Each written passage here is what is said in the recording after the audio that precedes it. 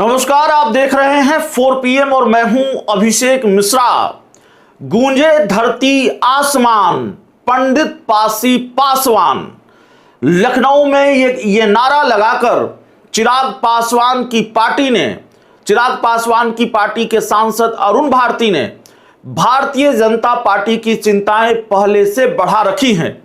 उत्तर प्रदेश विधानसभा चुनाव में क्या चिराग पासवान भारतीय जनता पार्टी की मुश्किल बढ़ाने वाले हैं? चिराग पासवान और उनकी पार्टी की तरफ से यह ऐलान किया गया है कि 403 सीटों पर, उत्तर प्रदेश की 403 विधानसभा सीटों पर चुनाव लड़ने की तैयारी की जा रही है। और कहते हैं कि एक तो करेला ऊपर से नीम चढ़ा। चिराग पासवान ने अभी यह ऐलान ही किया था, ये नारा ही लगा था लोजपा रामविलास की तरफ से कि गूंजे धरती आसमान, पंडित पासी पासवान। भारतीय जनता पार्टी की चिंता गठबंधन के एक सहयोगी दल ने बढ़ाई थी कि दूसरा सहयोगी दल भी सामने आ गया।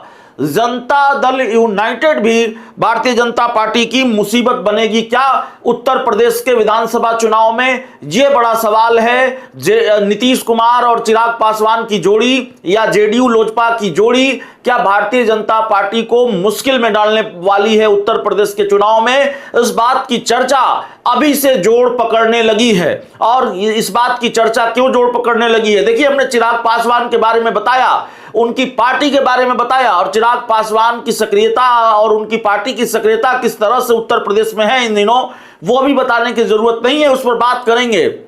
लेकिन अब जनता दल यूनाइटेड बिल्कुल एक्टिव हो गई है, एक्टिव मोड में आ गई है उत्तर प्रदेश में। हालांकि जो उत्तर प्रदेश का पिछला चुनाव था उसमें भी जेडीयू चुनाव लड़ी थी, भारतीय जनता पार्टी से अलग कई राज्यों में भी वो चुनाव लड़ती रही है और जेडीयू को कोई बहुत फायदा नहीं होता रहा है। जेडीयू राजस्थान, गुजरात का भी चुनाव लड़ती रही है, पिछली बार उत्तर प्रदेश का भी चुनाव लड़ा था। लेकिन सवाल यह है कि अगर वोटों का बिखराव हुआ तो इस बार अखिलेश यादव बड़ी चुनौती है भारतीय जनता पार्टी के लिए। लोकसभा चुनाव में यह दिख चुका है। और क्या नीतीश कुमार या जनता दल यूनाइटेड और चिराग पासवान की पार्टी दोनों अगर भाजपा से अलग होकर चुनाव लड़ेगी तो यह बड़ा झटका होगा और बड़ी मुसीबत होगी भारतीय जनता पार्टी के लिए? यह बड़ा सवाल है। जनता दल यूनाइटेड की प्रदेश कार्यकारिणी की बैठक हुई है लखनऊ में और प्रदेश कार्यकारिणी की बैठक में शामिल हुए हैं जेडीयू कोटे के बड़े मंत्री, जेडीयू के वरिष्ठ नेता श्रवण कुमार। और पिछली बार भी जब यूपी में चुनाव था या उत्तर प्रदेश के जो मामले हैं, श्रवण कुमार ही उत्तर प्रदेश में जाकर मोर्चा खोलते हैं। जब भी जेडीयू को उत्तर प्रदेश में सक्रिय होने की जरूरत पड़ती है तो श्रवण कुमार ही मोर्चा संभालते हैं।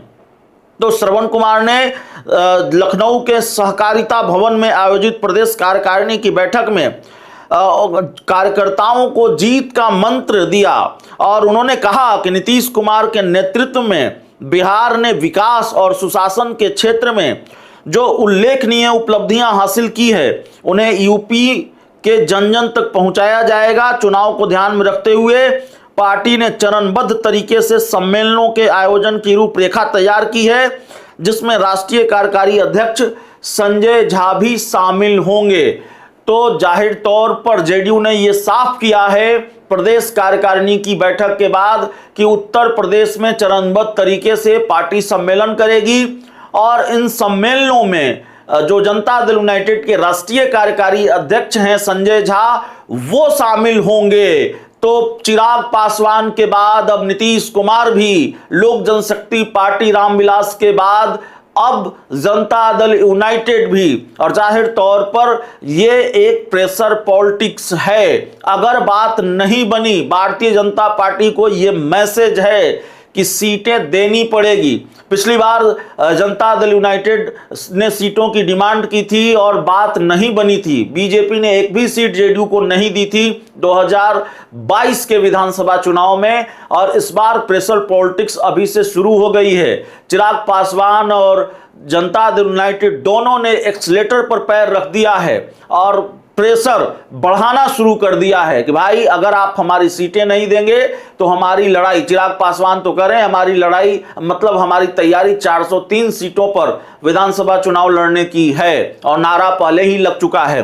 चिराग पासवान की पार्टी जेडीयू के मुकाबले ज्यादा सक्रिय है उत्तर प्रदेश में। अरुण भारती जो जमुई से सांसद हैं लोजपा के, चिराग पासवान के जो जीजा जी हैं, वो लगातार सक्रिय हैं, उनको प्रभारी बनाया गया है। चिराग पासवान ने अपनी पार्टी के कई नेताओं को उत्तर प्रदेश में लगा रखा है। चिराग पासवान, ऐसा शायद पहली बार हुआ लोजपा रामविलास के अस्तित्व में आने के बाद, यानी कि पहले लोक जनशक्ति पार्टी थी, अब लोक जनशक्ति पार्टी रामविलास से पार्टी टूटी, फिर एक नया नाम मिला।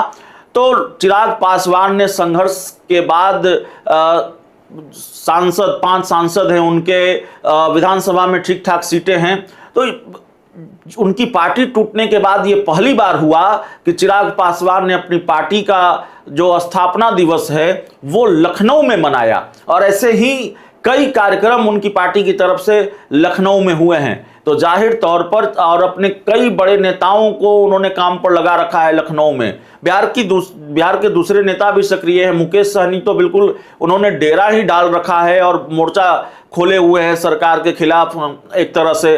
तो आईपी गुप्ता हैं, तो देखना होगा। खैर, मुकेश सहनी और आईपी गुप्ता की बात अलग है। हम बात कर रहे हैं चिराग पासवान और जनता दल यूनाइटेड की। अब जेडीयू की भी बैठकें शुरू हो गई हैं और जेडीयू ने ऐलान कर दिया है कि सिलसिलेवार तरीके से सम्मेलन होंगे पार्टी की तरफ से। तो भारतीय जनता पार्टी से कितनी सीटों की डिमांड होगी और भाजपा से अगर सीटों पर बात नहीं बनी तो क्या ये दोनों पार्टियां जो संकेत दे रही हैं या जिस तरह से इस मामले को लेकर आक्रामक नजर आ रही हैं, ये दोनों पार्टियां, चिराग पासवान की पार्टी और नीतीश कुमार की पार्टी, भारतीय जनता पार्टी से अलग होकर चुनाव लड़ेंगी।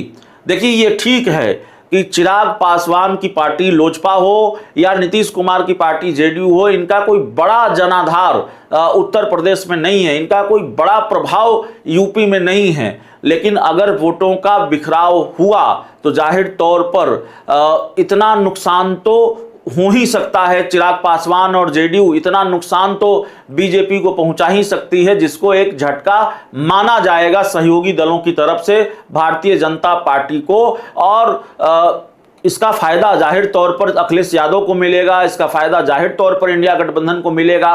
तो कितना झटका या कितने बड़े फैक्टर जेडीयू और चिराग पासवान की पार्टी होगी, वो तो जाहिर है चुनाव में देखने को मिलेगा या चुनाव नतीजों में वो पिक्चर क्लियर होगी। लेकिन भारतीय जनता पार्टी की चिंताएं अभी से जनता दल यूनाइटेड ने और चिराग पासवान ने बढ़ा दी है, इतना तो कहा ही जा सकता है अभी। बहुत बहुत धन्यवाद।